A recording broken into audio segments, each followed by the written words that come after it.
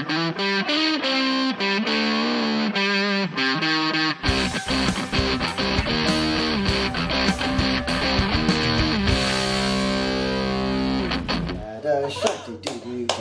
I think we should get started.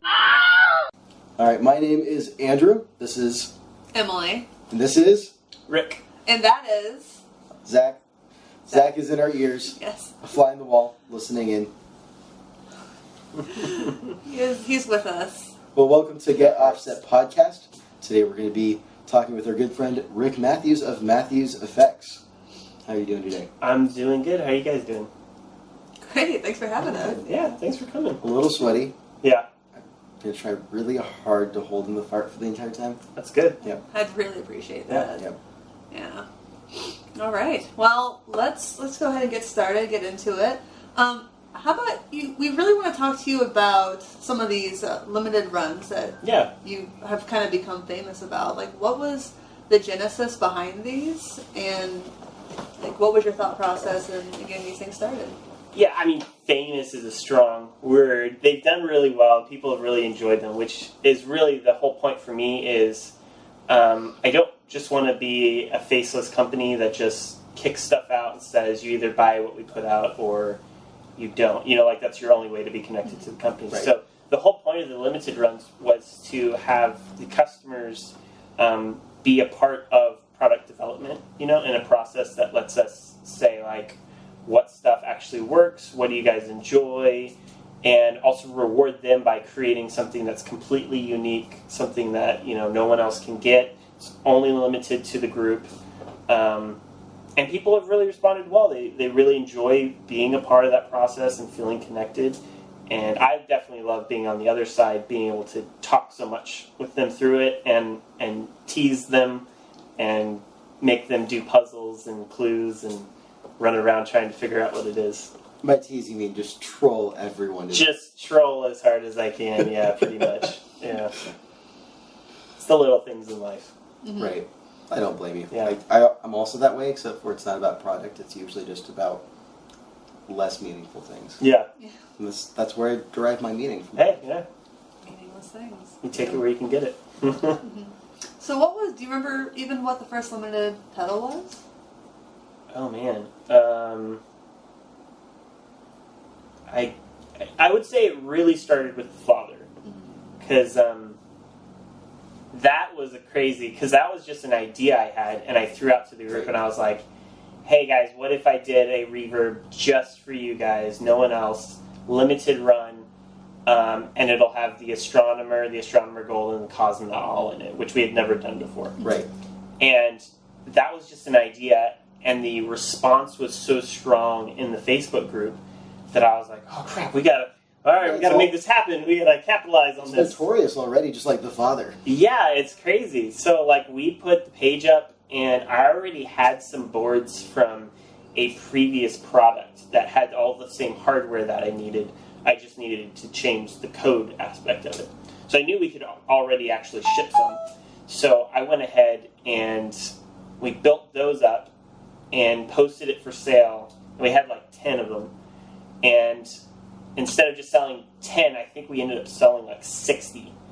And I was like, holy crap. Well, guys, we need like a couple weeks to make these other ones. So we got stuff ordered, and that whole thing happened. But it was just crazy because we didn't expect it at all. But the response was so strong that it just kind of created the whole thing. And for reference, you're a small to medium size, probably, we'll get to it, maybe we could say boutique in that realm. Yeah.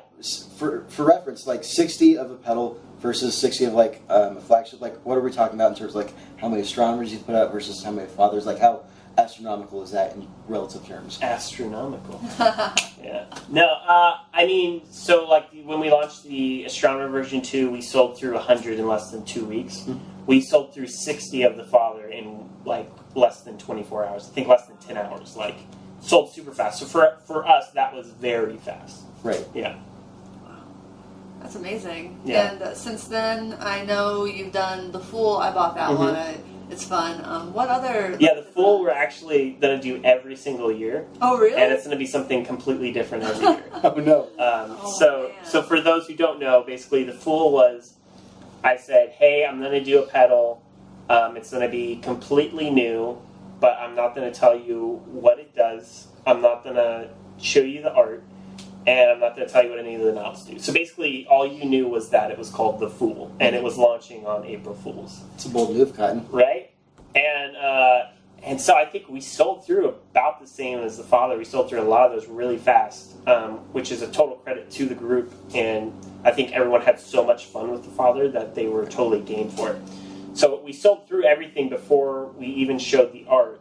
And I think we showed the art before we shipped it. I think we did. Mm-hmm. But we didn't get any sound bites, any demos, nothing. So like everyone who ordered it would find out collectively kind of together at the same time where they opened it and actually got to play it. Right. People were posting those videos that had no sound. Just no sound. I was doing that. I was like, all right, guys, finally I broke down. Here's a demo. Right. Yeah. And it just had no sound. That's fun. Yeah, which everyone, of course, loved. But no, that one was super fun. And we're just going to do that every year. It's going to be something totally unique, new.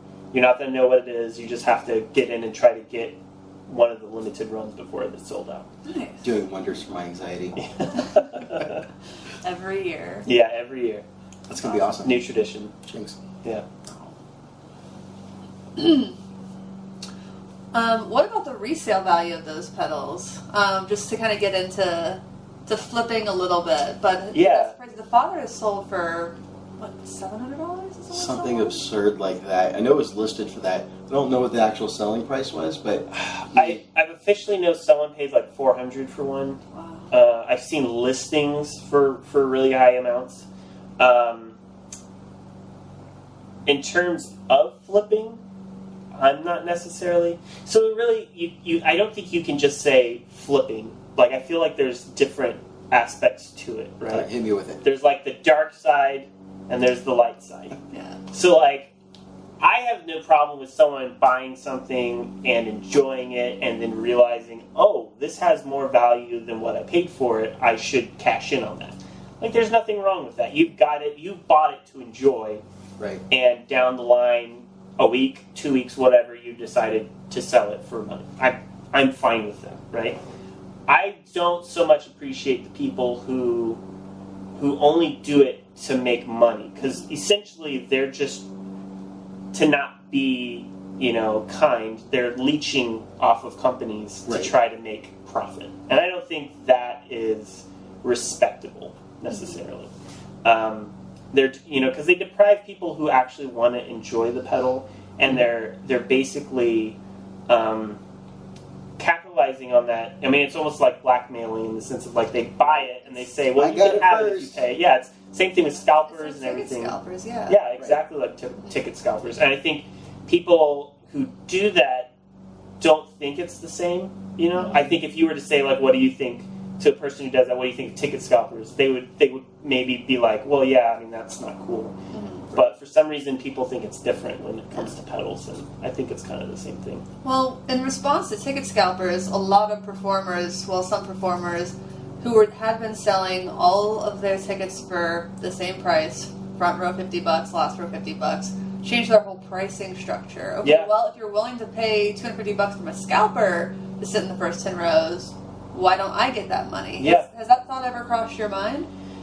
It's crossed my mind, and unfortunately the industry hasn't forced its way that way. I mean, that's what people like that don't really understand, is they're looking at a short-term gain. They're just trying to make a quick buck, but they don't realize the long-term effect it has on the industry, because that's what happens. You start eating into people, and they want to start, it changes the industry, and it just kicks up prices and kicks up prices. Right. I don't ever want to do that. I actually will just ban you from buying a limited run. Mm-hmm. If you're a chronic abuser, if you're someone who does it, I'll just instantly refund your order and you get your money back. And I have the right to refuse service. So they're doing that to scalpers too. Yeah.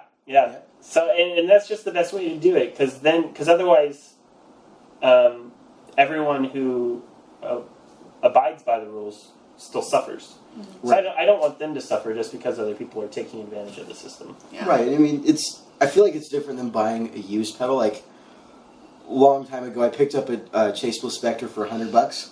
super crazy steal, and I ended up selling it for $250, $260, somewhere there. Totally. Yeah. And but it's like I bought it with the intention of selling it, but it's not like that's a hard to find pedal or not a limited run. So there's a very different aspect to. Yeah, that I think sort there's of gradients to it. I mean, it's no different than someone who, antiques or thrift shops. They Right. find stuff and they turn around and sell it, and there's nothing wrong with that. I don't think so either. I think for me the real problem comes down to like limited runs, or there's only so many of them that be made. Period. Right.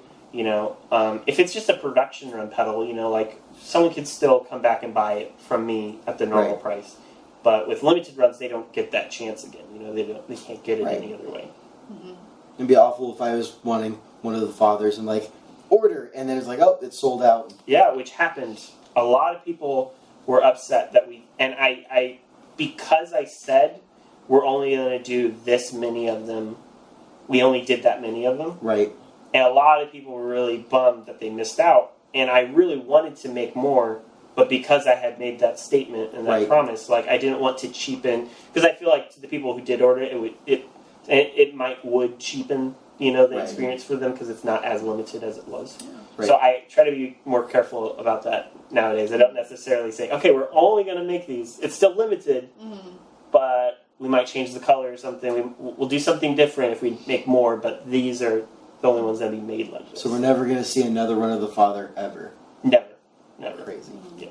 Yeah. I think there was another pedal builder recently who they said they were going to do just a certain number of pedals, and they hit that number, and they said we're going to do that many pedals again, and just as long as people were buying them.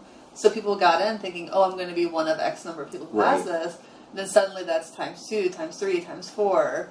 It kind of almost takes away that chase or that idea. I think a lot of people still collect things to have them and to be the person who has them, and whether or not that's maybe the best way to look at products, it's definitely a way to look at consumption of things. Yeah, and there's a lot of factors when it comes to that. Like for me, if I was going to do more of something, I would completely change the art or the knobs or do something to where it was still very different, so that the original batch was still really special. But at the same time, I mean, you look at like King of Tone, stuff like that, and people don't really, Right. there's such high demand for them that to just get one, Right. people feel special. Yeah. So then it there's so many different factors that really contribute to it. Well, But, it's like the King of Tone is Birkin Bags of the guitar world industry. I mean, it's that thing where you're on a waiting list for 5 years unless you know somebody or unless you want to pay. Like you can buy an Hermes Birkin bag. Everyone who loves guitars loves to talk about Birkin bags. You really can. You can go to a store and sometimes you can find one. Sometimes you can't. Usually you're put on a waiting list. Or if you have $20,000. Yeah. Right. Just casually laying around. Oh, Yeah. you know what? You can talk to an importer. That's my gear fund for the month. I was going to buy my kid a car, but do that next month. Oh, he's a little young. Yeah. And that's nothing wrong with that. It's just a different way to be a consumer and to support the industry in whatever way you can. Yeah. All right. Mama Shark doo doo doo. So let's talk about the Matthews Effects Innovators Group. Did you start that, or did a fan start that? Yeah, no, I actually started it. There was multiple moments in the life of Matthews Effects where I wanted to start it, but I never knew at what point, what point does it stop being a pretentious thing and start being like a legitimate thing where we have customers who actually want to talk together and everything like that. And so I finally caved and just did it to just see how people would respond, and it grew super fast, which I think has a lot to do with just the style that I kind of was talking about earlier with just like, I really want people to be engaged. I would really want them to feel connected and like actually feel like they're a part of the brand rather than it just being this separate brand. Like I always think back to how like street teams used to be for bands, and like that is like that's what I always aim for, is like the point where people are like wearing patches. They're like, yeah, I'm like, the California, part of the squad. So pins and pins and everything, like Maybe which their own little zines. Right, cut in the side of their head. which I feel like we're never gonna be able to get back to that place, again. But like that's what I really aim for in terms of like I want people to feel like they're a part of it and have pride about the brand and everything. So Right. people did, and it's just kind of grown from there. Mm-hmm. Yeah, what's amazing to me about your gear group compared to other gear groups that are brand specific is people largely seem to stay on topic. They really are talking, it seems, largely about your pedals and it hasn't just turned into some weird meme sharing factory. Yeah, right. There's definitely a place for those in my heart, but it's very on track and definitely seems to be loyal. And do you think that your accessibility with that group is a part of that? I think so. People always comment like, Rick, when do you ever sleep? You're like always on here, which just feels normal to me because, and maybe I have an addiction, maybe I have a problem, maybe I'm on there way too much.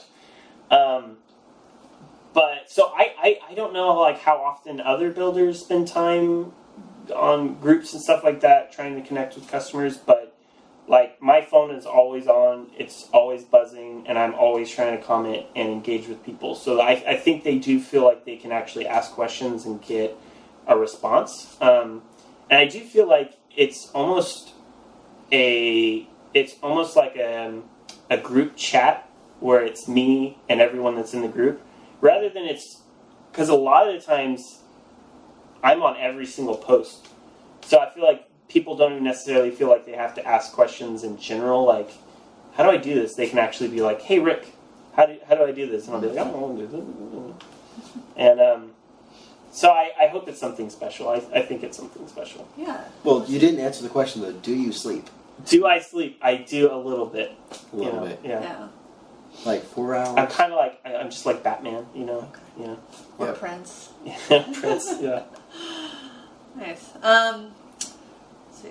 It's almost like you've got a toddler. I don't. I do have 3 dogs. That'll do it. Yeah, they definitely do it. Yeah. Is the enthusiasm in the group ever a little overwhelming? A little bit. I think that kind of comes with, like I said, the whole point is for people to feel engaged and like they're a part of the company. So sometimes people lose perspective that they're not necessarily part of the company, or that, like there's a personal space bubble. Right. So there's a little bit of an aspect to that, but generally everyone is super positive, and they usually just want to, like say like, hey, and like, I really enjoy the company and stuff like that. So really I just try to like always keep it positive in the group, always keep it like directed towards like, let's just talk about gear and have fun. It definitely is humbling, because like, especially like here, so in the Tri-Cities is a pretty small town. Right. And so anytime I ever leave the Tri-Cities and go to like a guitar show or anything like that, I'm still like super humbled when anyone knows who we are, and like, right. They're like, oh, I've heard your stuff, and it's always just like brings a lot of joy, because I'm here in my little bubble, so to go outside of it is always really humbling. That's awesome. Yeah. Well, let's talk a little bit about your newest release, the Astronomer version 2. It's astronomical. Oh. Yes. Forget the cowbell, sorry. Yeah, so you said you've been working on that for over a year? Yeah. Inevitably when you launch something, especially if it's something that people enjoy, they feel required to give you feedback on how it should be better, which I think is great, which is the whole point in the whole process. And really with all of my stuff, I always try to be updating and improving everything that we put out. So all of that feedback gets, collected and written down or saved somewhere. And with the Astronomer, I really wanted to not change the core features of the pedal that really resonated with people, but just kind of improve it and add some of the features that were just becoming industry standard, but also just people wanted. So we added, the tails are bypass mode, so you can have tails now, or you can have the hard cut. Before you only had true bypass, so it was a hard cut. We did the 100% wet, so you could just get, as deep into the ambience as you wanted. We lowered the power consumption. That was a super cool thing I was really happy about, because before it was 200 milliamps, and no one ever reads the manual. Right. So why is it not working? Tons of emails like, it does this weird thing. It doesn't seem to be... Okay, well, how are you powering it? okay, well, you need to power it with 200 milliamps. Right. Usually is like the number one resolution to every email I get. So I was super happy about that. So it can run on almost everything now, any power supply. We did the external alt switch, so you can not only control it with an external switch, but you can, if you have a smart looper like the Boss ES8 or some of the like the higher end ones, if it can send an amp signal, an amp channel change signal is usually how it's referred to in the manual, then you can have it change the state and save it to presets. So you can actually do preset selection with it if you have a smart true bypass looper, which is really cool. And then we added 2 new algorithms, which just kind of expanded everything that it could do. And one of those is a variation on the Gold Astronomer. Yeah. And one was in the Fool, right? Yes.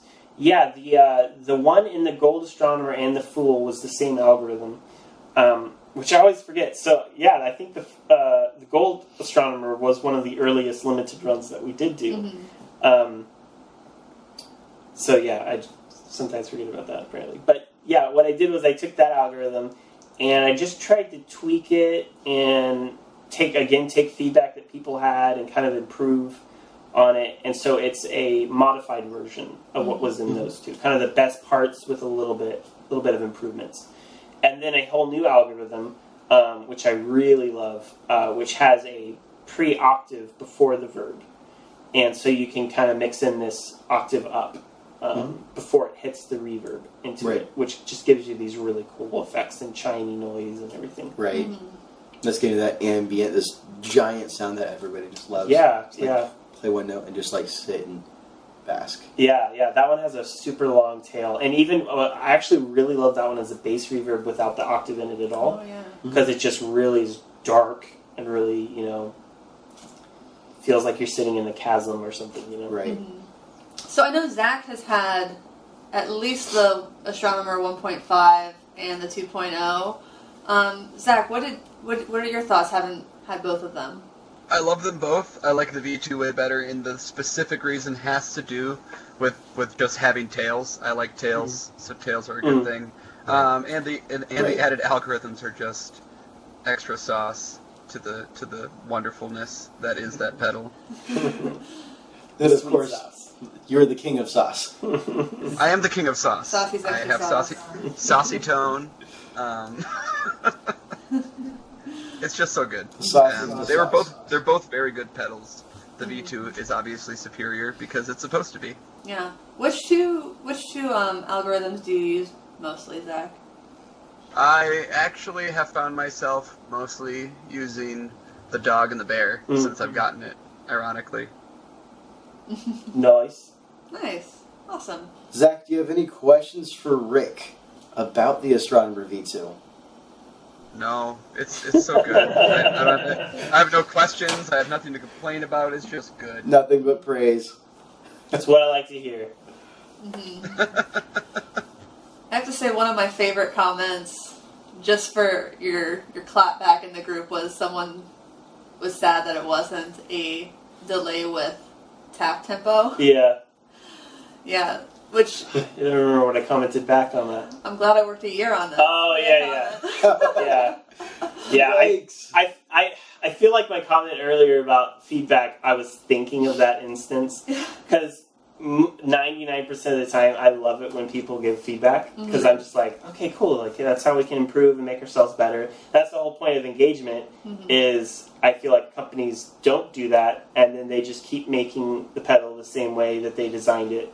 And other companies make money doing mods off of it. So I would rather just let's change the way we do it. Right. But comments like that, when you just launch something, it's like, oh man, come on, man! Like I've been working so long. Yeah.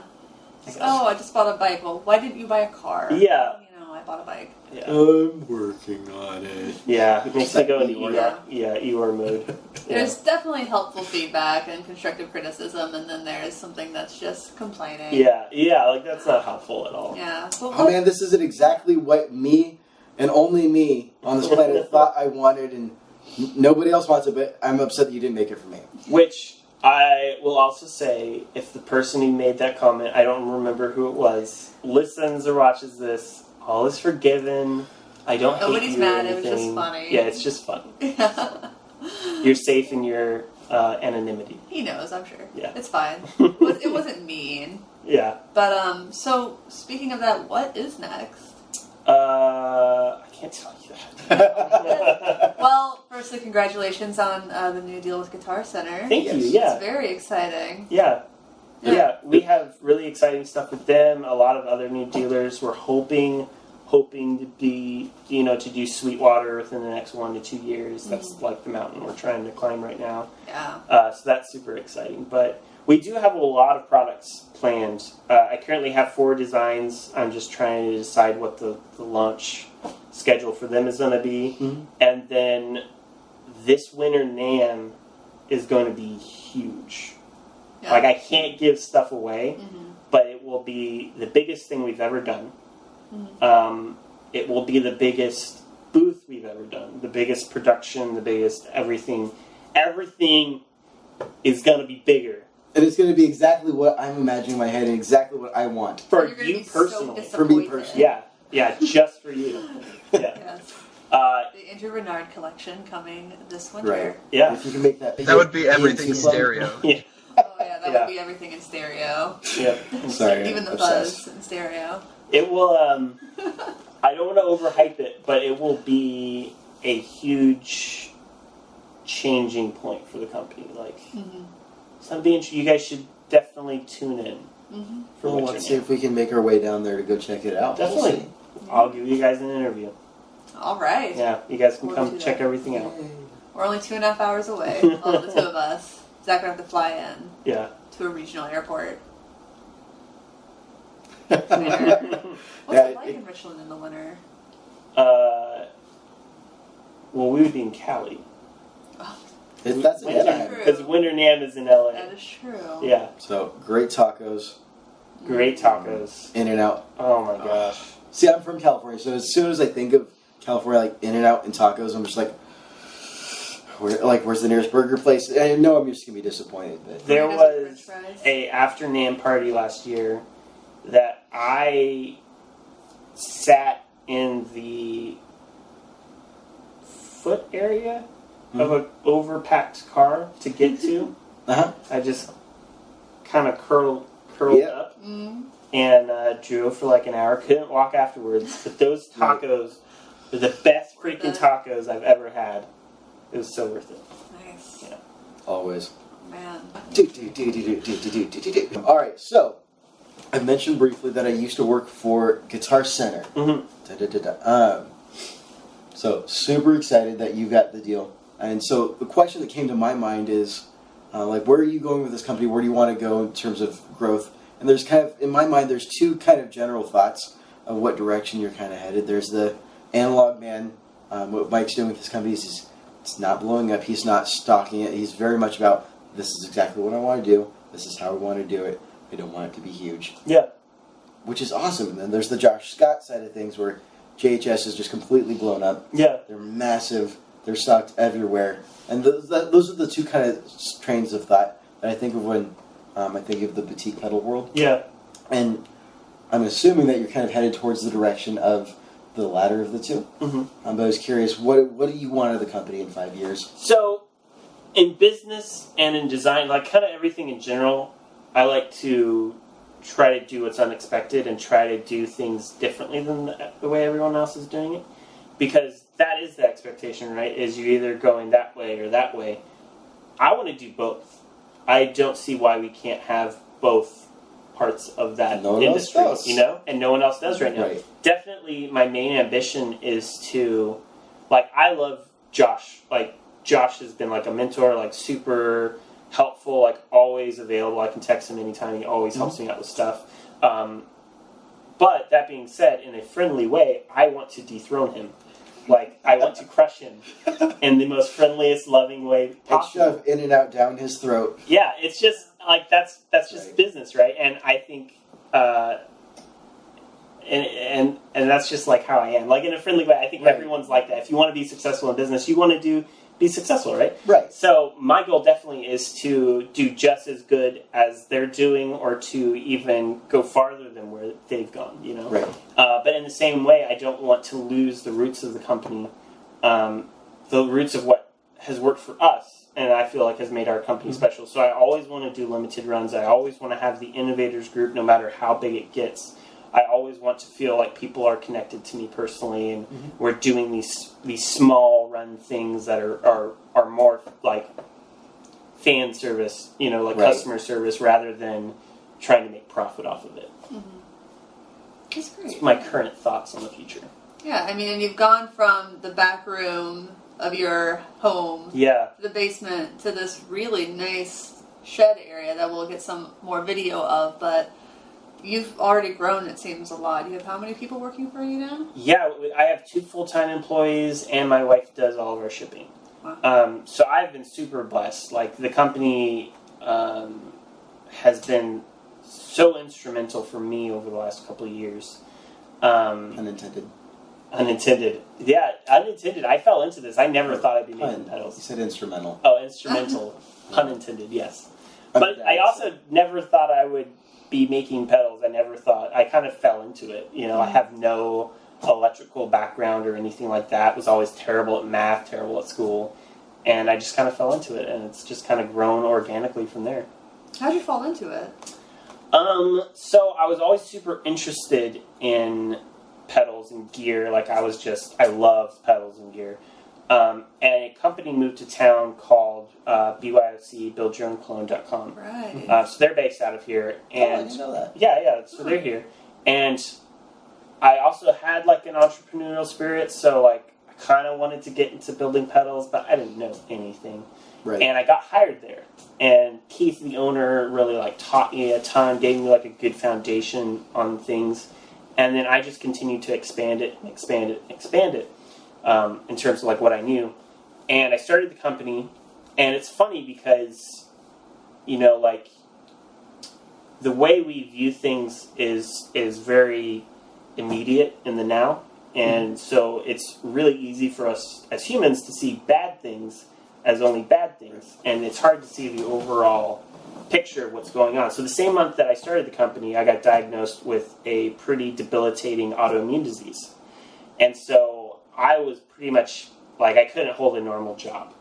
And so this company allowed me to work from home, make my own schedule, and still be able to provide for my family, which was, like, a huge blessing.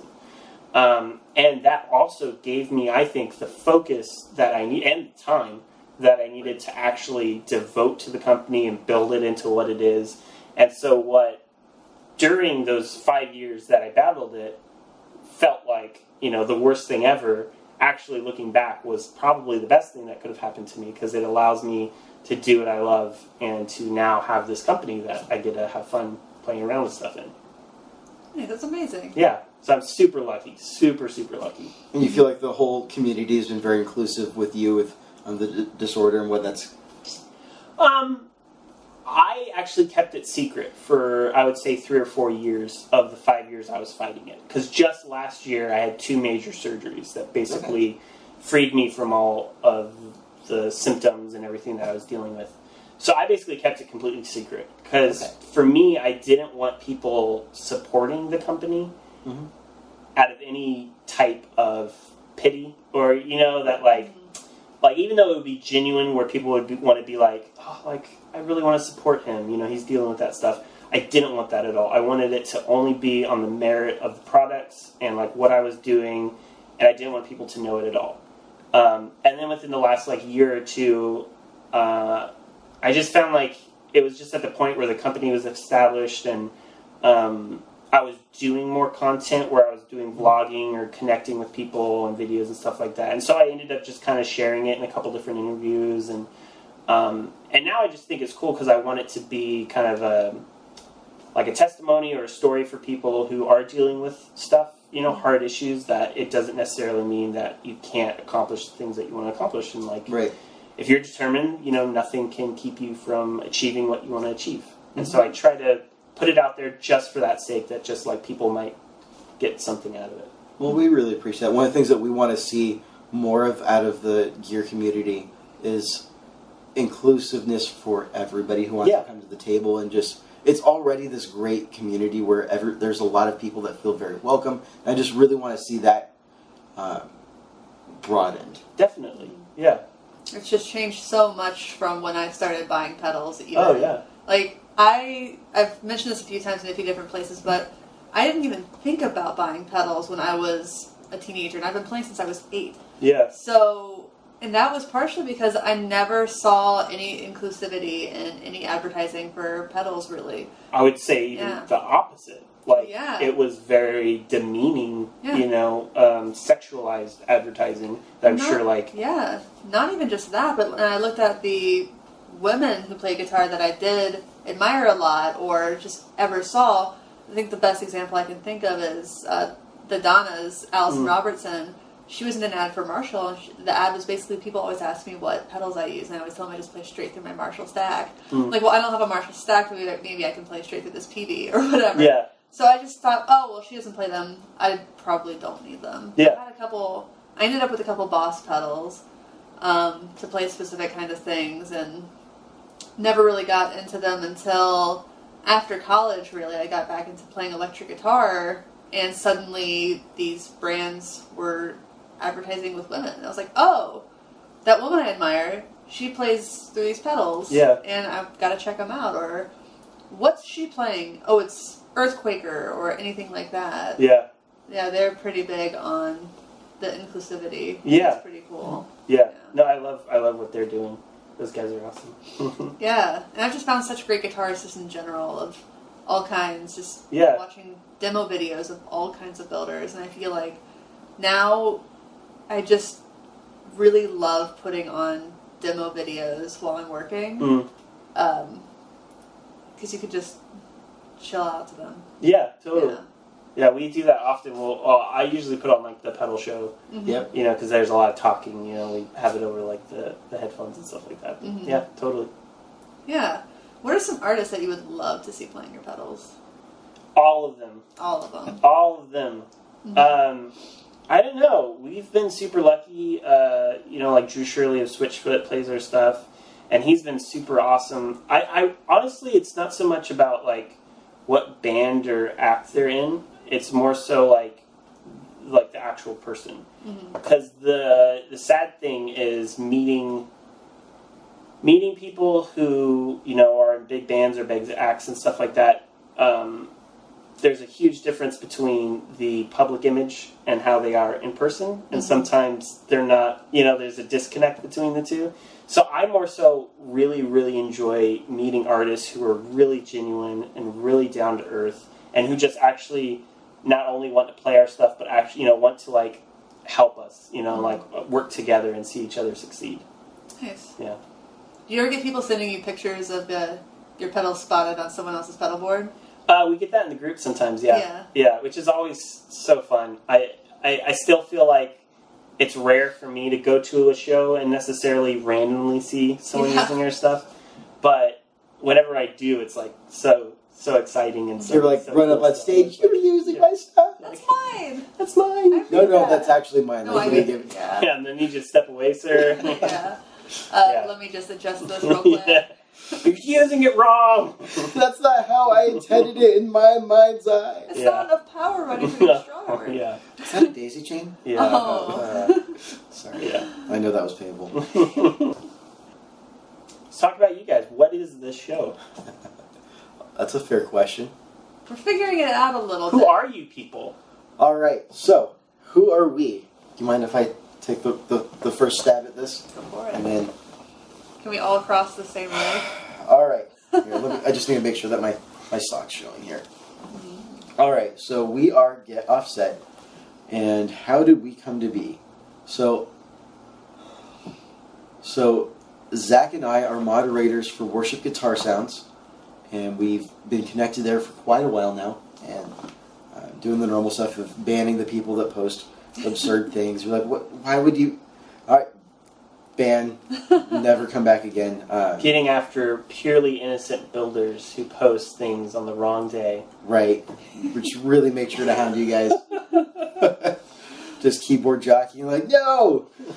this isn't how it works. In other words, gear groups on Facebook. So gear groups on Facebook, and both Zach and I have both put a lot of effort into that page. We both really like what that community has become and what it is.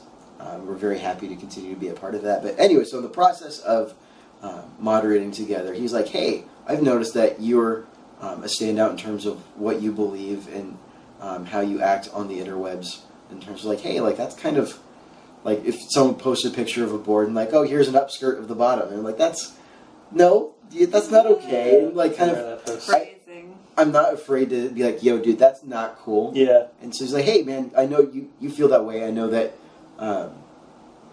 you've got a good grasp on kind of why you do what you do. Would you be interested in maybe guest starring on a podcast? And I was like, sure, that sounds like fun. And as I continue to dip my toes into this community, I'm like, well, maybe a little bit more than a toe. So fine, okay, I'll do it. And in the process of contacting him, he's like, oh yeah, so Emily Harris is going to be my co-host. I'm like, okay, cool. And then he's like, well, we haven't really started the podcast yet, because that was my next one. Like, I didn't know you did a podcast. And he's like, and so about a week later, it just kind of boiled down to, why don't we just all three of us do a podcast? And I realized very quickly what I was getting myself into, and it was not at all what he told me up front. It was like, here, just following the breadcrumbs. Yeah. And so we got to talking, like, okay, well, why do we want to do a podcast? What are we all passionate about? Do we just want to do another podcast that just talks about gear? And like, yay, we've talked about gear, there's nothing wrong with that, but there's already so many great people doing that who are more qualified than I am to speak to a lot of the history of pedals and the inner workings. And not that I'm dumb, but there's some great folks doing that kind of stuff out there. So like, well, wait a minute. We all care very much about the culture in this community, and we really like some of the positive things that we've seen, but we also recognize that there are some negatives. And at the end of the day, it's very well documented that music influences the culture around us so much, and the culture around this world today is in need of a lot of love, a lot of help, and I think we've got some work to do as humanity, and I think it's time that we step back and evaluate the culture behind the music. So the people that make things for musicians, the people that work with musicians day in and day out, and kind of sit back, hey, are we really okay with this still being the status quo? And not for us to be the culture police and be like, oh, you can't say that, you can't make that joke. It's not what we're trying to accomplish. What we're trying to accomplish is starting a conversation and saying, hey, like, pedal flipping, how do we feel about that? Yeah. I'm like, oh, like that advertisement where you talk, where a specific gender or people group is represented a certain way, how do we feel about that? Or like, oh, here's another lineup of all male dudes.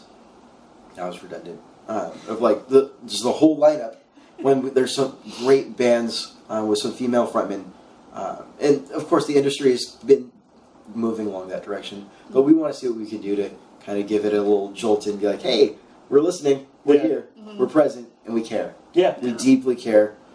We're willing to put our money where our mouth is. We're willing to, even if we like a product that someone puts out, if they're very disrespectful towards women on social media, we're just not going to buy it. Yeah. That's just the bottom line, and bring up that conversation in. That's kind of where we want to head with it.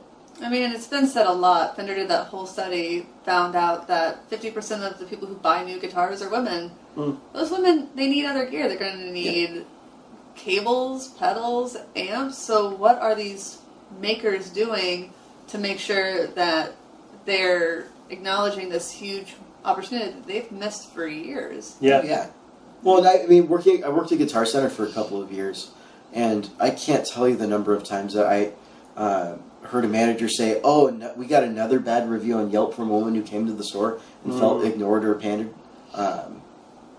And that just kind of like, oh, that's the store I work at. That kind of hurts. Or something that I noticed as I was preparing to leave the company and reflecting on kind of what are things I noticed and trends and things that I can take away. And one of the things I noticed is a lot of the phone calls I got were from women saying, hey, do you have this in stock, or can you tell me more about this? I didn't necessarily see that many of them in store, though. And something that in training they talk about is women do a lot of online buying, and so studies have shown that they buy a lot more online because they're not willing to go to stores. So my takeaway from that is like, oh, well, was I an employee who made women feel more comfortable? Made all people feel comfortable in the store, and I'd like to think that I did, but how can I continue to push culture in that direction? So Guitar Center as a company is aware of that. There's some great management that's trying to train employees to be better about that and to not put up with any employee who does treat someone disrespectfully or ignorantly. And so they're taking great steps towards that, and it's really good to see. I just want to see more. Yeah. Keep it coming. Don't stop. Yeah. I mean, you go to a store sometimes and you would go to buy cables and they ask you, Are you sure these are the ones he needs? Oh. Well, this is the ones she needs. Yeah. So, I mean, that's still a real thing that happens, and it happens less, but it's always an adventure going to a gear show or walking into a guitar store I've never been to. Most of them are pretty good in Seattle where I've been, but I remember when I lived in Ohio, I would drive to a store much farther away with a lot less stuff just because the guys who worked there were so much nicer to me, treated me with so much more respect, and were attentive and helpful versus ignoring me. Yeah. Yeah. So, and then that's not the only topic. I mean, we talked with you today about flipping, and we want to get into other topics and moving out and cloning and moving forward. It's just a general, like, what's the culture and what are we okay with and what are we choosing to ignore just because, oh, so-and-so, well, he's been in the industry for a while. We're just going to let that one go. Yeah. And just kind of asking those questions. And so that leads us to the name. And so offset in the guitar world has the meaning of just like that body that's kind of offset. But moving outside of the world is kind of set something off from its center, or to kind of like offset something. And so we thought it was a nice play on words to say, let's get offset. Yeah. We want to offset, not necessarily disrupt, but we just want to offset and just kind of ask those questions. Yeah. Let's offset this industry. And hey, like, for those who want to listen and be a part of this conversation, we welcome you. If there's people that don't want to be a part of this conversation, we're not going to force it. We're not going to be getting into everybody and saying, oh, you're doing this wrong. If you don't want to be a part of this conversation, that's fine. Yeah. It's your right to do so. But I think there's many more people in this industry that want to have this conversation who have already voiced when they hear about, oh, you're doing this? Oh, why hasn't someone done that before? And I think this is really going to take off. Yeah, totally. Awesome. Grandma Shark. All right. Well, thank you so much for having us over today, Rick. It's been a pleasure. For coming. Yeah. Well, let's demo some pedals. Yeah. Let's do it. All right.